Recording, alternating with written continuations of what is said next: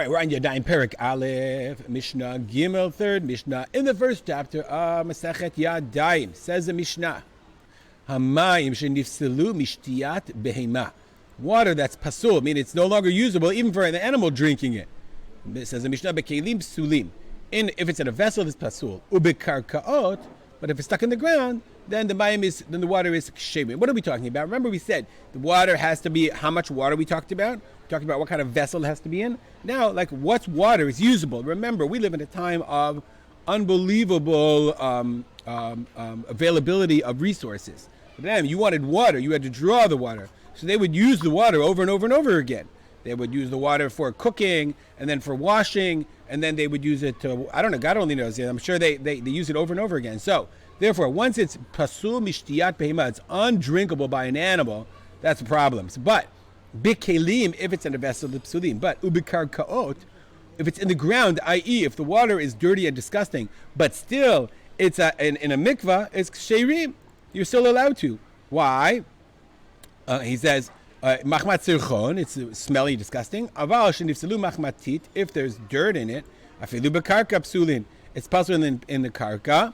Okay, why? But why is it okay in karka? Bekarka ksherim, that's Yadayim. The mikvah ninu, it's a mikvah. B'chol gufot tovel behem. Even the water's gross, you could be tovel in the mikvah, your whole body. Yadav lo kol shekain. How much more so that you can do your hands? What's the big deal? If the mikvah water is disgusting and an animal wouldn't drink it, you could still go to the mikvah in that water. Yes, it's gross, but you can still do it. So therefore, your hands would be good enough. But the Bartudera says, but if it's in a kli, the Rabbanan said, no, that's no good.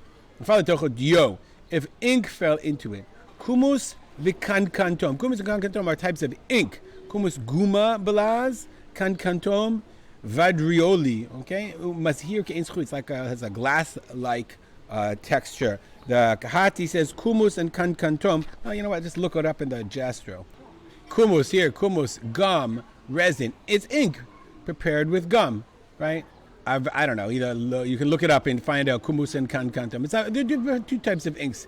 If you know kankantom, you can share it in the Mishnah group. Anyway, when it looks different, doesn't look like water, then they're psulim. I mean, you make ink, you cannot do Netilat Yadayim. I imagine, like, I guess it's ink. Interesting.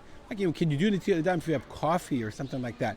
Interesting question. Anyway, asa behem melacha. If you did work with them, shashara behem pito, or you soaked your bread in it, then they're psulim, right? If they're doing work.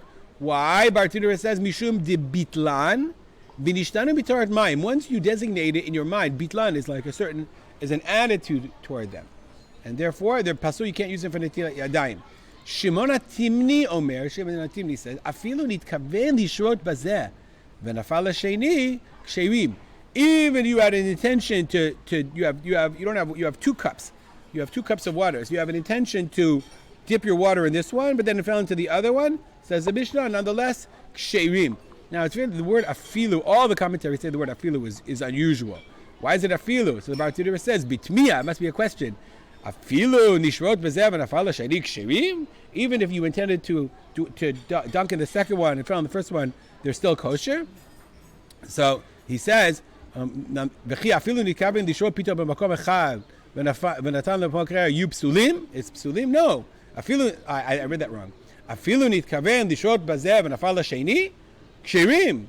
And you see they have a lot of trouble with this word afilu. So some of them, the Farshim say the word afilu is weird. You have to read it.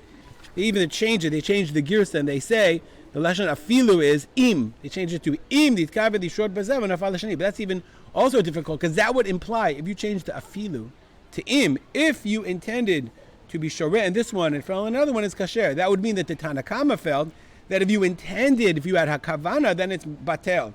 We don't see that in the Tanakama. So the word afilu, either you read it as a question, which is unusual, or if you read it as im, it also raises a lot of problems in Shimon HaTimni's attitude. But he says, nonetheless, it's still kasher. He says, the intention to dip your bread in the water does not make it pasul. Yeah, it's such a weird language. I thought I'd take a look at the manuscript. So here we have Ktav Yad Kaufman.